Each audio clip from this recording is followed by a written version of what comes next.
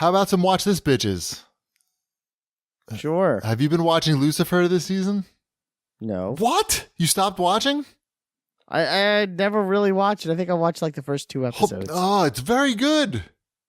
I'm not saying it isn't. I'm just saying I watched the first 2 episodes. I figured that show would be canceled already because it's pretty weird. And I don't know. You're not no sure. One watches it? I don't know. Do they not watch it? I don't know. I don't know. I don't know anyone who watches it other than you. Doesn't mean no one watches it, but I don't know anyone who watches it. It's somehow funny and at times dark at the same time.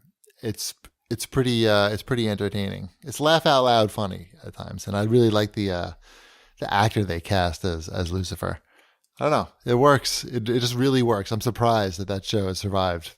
Hopefully they'll make at least one more season. I haven't finished this one, but it's very good so far. The second season.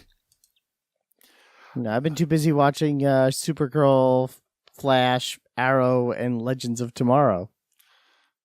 Right. I don't watch either of them. I've cut myself free from all of those shows. It's liberating. The 4-parter was this week. Who? The 4-parter. What is that? Who's that? All 4 shows. An episode of, Supergirl that leads into The Flash, that leads into Arrow, that leads into Legends of Tomorrow. And they all team up. Was there an Assassin's Creed tie-in for that? No, there was a Final Fantasy 15. Oh, that's what it was. Yeah, the Final Fantasy 15. What were there Final Fantasy 15 characters in their show? Yeah, they all had sex with each other. No, what? That's how it ends. No, they just had a sneak preview of the game. But that wasn't actually on the show. They didn't shoehorn in any product placement, unfortunately. Because that's always the best. Right. So you want Superman talking about Final Fantasy? What you doing there, Cisco? I'm playing this rad new game. It's called Final Fantasy 15. I bet they don't have that on your Earth.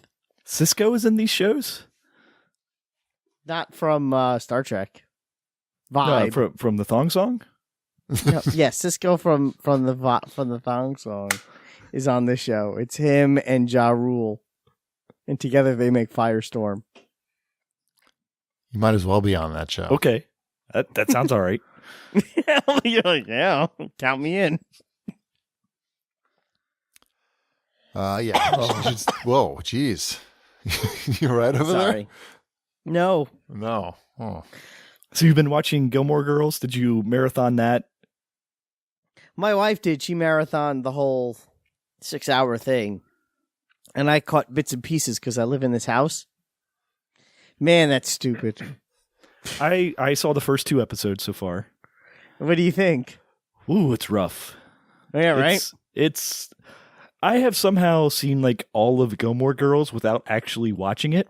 Like the entire Yes, I understand. the entire run of it. I also, when that show was on, was working with Ed Herman, Richard Gilmore. Right. Yes. The late Ed Herman. Yes. So I have a weird connection to it. This is, at least the first 2 episodes of it is a lot more depressing than what Gilmore Girls was. Yes. And that's not really what I know it's not what my wife was looking for when she wanted to watch more Gilmore Girls. It kind of lightens up. I'll say this much without spoiling anything. I like Emily Gilmore's story arc. I think they handled hers very well. I think Lorelai's story arc is also handled okay, and Rory is there. Whoa, it's like here's all these characters that people like loved, and everything has gone wrong with them since the last time you saw them. Yeah, it's weird. Like all their hopes and dreams are just dashed. And, and from what I've gathered from my wife is some of it was part of what was supposed to be the actual final season that the creators of the show wanted to do. And some of it is for this new stuff. And it seems to hodgepodge. It's kind of, you could actually feel where it becomes like, oh, this was something that was probably written when the characters were 8 years younger. And this is something that's written for them when they're in this now.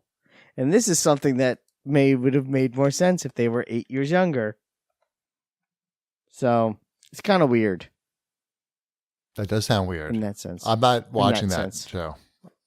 Nor should you, but I'm not. If Shipwreck's watching it, I'm not going to say anything. Yes, you will. I'm not going to.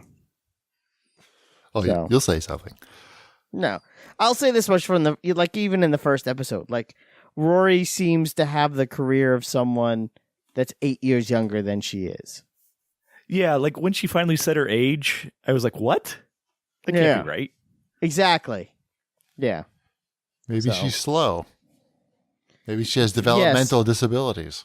Yes, like everyone who went to Yale does. I'm not familiar with that show.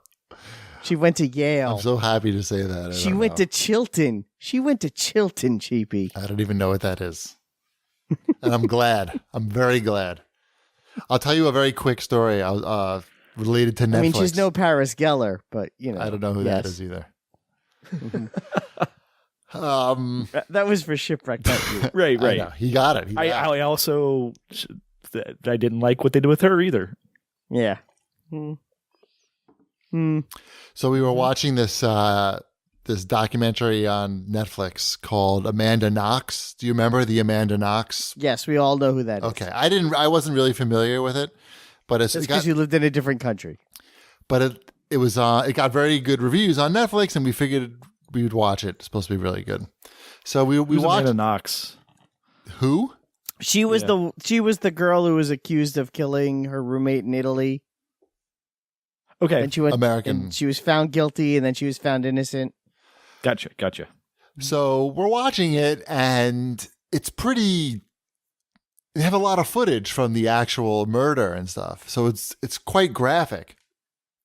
And we're watching it, and this is not that far after the Doctor Strange incident, so thinking that may not be the best timing on watching this.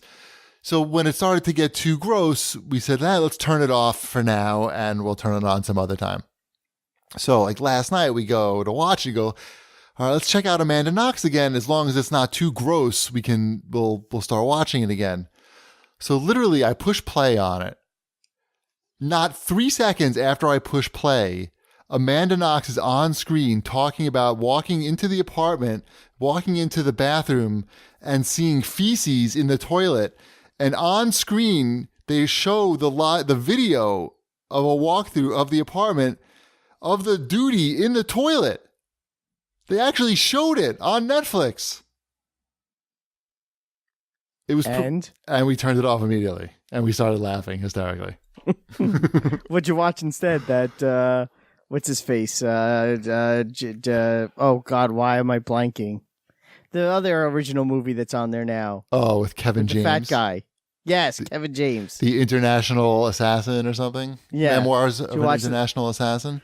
Did you watch that instead? No, I wouldn't watch that. I think that might be more up your alley right now. I did notice that in Penn Station, which is the major train station in New York City, or one of two, you saw the Kevin James billboard, like the video. They call him the Pride of Long Island. That's him. While they show the trailer for that movie, and it's like, oh, I don't know. What about Billy Joel? Isn't he the Pride of Long Island? He might be. Is he the Pride of Long Island? Is he the most famous? Alec Baldwin? Steve Guttenberg? I don't know if he can't wait. Steve Guttenberg over Billy Joel? Hello? I was Hello? Natalie Portman? Debbie Gibson? J.J. Abrams? David Abrams? Judd Apatow? No, Billy Joel, I think. It is Joel. It's got to be, right? He's the Frank Sinatra of Long Island. Anyway, how about read this, bitches? Who do they have in Cincinnati? Anyone? George Clooney? There you go. George Coney? Yes. That's what his name was before he got famous. We have a lot of people from Cincinnati. But that guy and that other guy. Dan Patrick? Mm-hmm.